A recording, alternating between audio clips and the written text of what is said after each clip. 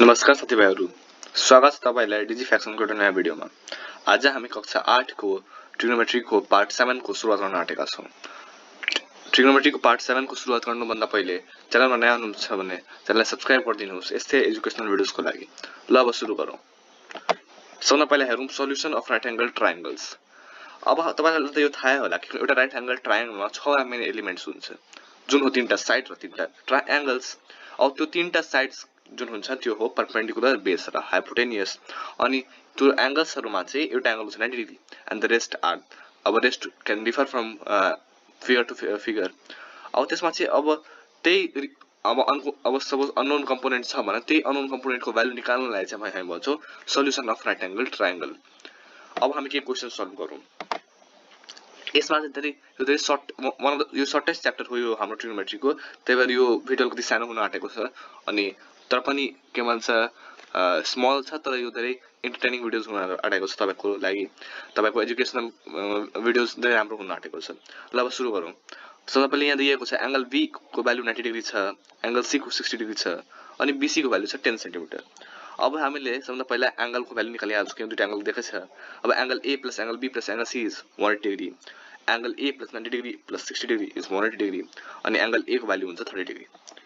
Nextly अब यसपछि अब हामीले साइन फंक्सन युज गर्छौं। यहाँ साइन 30 डिग्री को भ्यालु कति छ, p / h छ। साइन 30 डिग्री को भ्यालु कति आउँछ, 1/2। यसले हामी h को भ्यालु निकाल्यौं, एउटा साइडमा निक्लियो।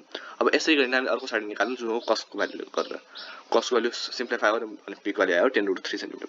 यसरी a को भ्यालु हुन्छ 30 डिग्री, h को 20 सेन्टिमिटर अनि b को चाहिँ 10√3 सेन्टिमिटर। अर्को क्वेशन सल्भ गरौँ। यसमा चाहिँ छ angle c = 90 degree, angle b is 30 degree and ac is 5 centimetre. अब यसमा चाहिँ AC हाम्रो 5 सेन्टिमिटर भयो, AC हाम्रो 5 सेन्टिमिटर भयो। अब यसलाई सल्भ गर्न चाहिँ कहाँ गयो क्वेशन हो, यसलाई अब सल्भ गरौँ। अब यसमा angle A plus angle B plus angle C 180 degree छ, angle A = plus 90 degree plus 30 degree is 180 degree. यसै एंगल A को भ्यालु आयो 60 डिग्री। अब हामीले थाहै छ फेरि कि हामीले यसमा tan फंक्सन युज गरेको, त्यसले भए हाम्रो B को भ्यालु आयो 5√3 सेन्टिमिटर। यसपछि sin 60 डिग्री गरेर गरेको अनि h को भ्यालु आयो 10 सेन्टिमिटर। यसरी A = 60 डिग्री, h = 10 सेन्टिमिटर अनि B = 5√3 सेन्टिमिटर। यसरी अब आजको लागि यति मात्रै। यो भिडियो धेरै सानो भएको छ, यसले म चाहदै थिएँ कि दुईटा भिडियोलाई सँगै मिक्स गरेर 7 र 8 पार्ट गर्दियौं, तर अलिकति भिडियो के भन्छ कन्फ्युजिङ भएकोले म चाहिँ एउटा सेपरेट एक्सरसाइज बेस्ड सिरिज हामीले बनाएको छौं यहाँ। त्यही भएर यो एक्सरसाइज सानो हुँदा पनि तपाईले अलि राम्ररी बुझ्नुहुन्छ एक्सरसाइज चाहिँ।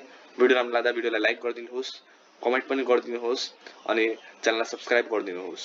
तबसम्मको लागि tata, goodbye, take care.